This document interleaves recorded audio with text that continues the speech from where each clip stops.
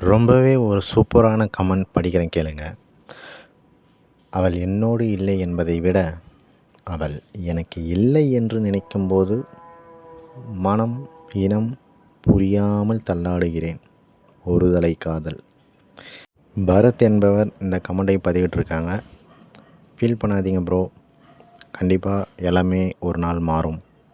அடுத்த கமெண்ட் படிக்கிறேன் கேளுங்க. வர்ணிக்க வார்த்தை இல்லை, உண்மையாக லவ் பண்ண விட்டுட்டு போயிடுச்சு. உண்மையாக இருங்க, உயிராக இருக்காதீங்க.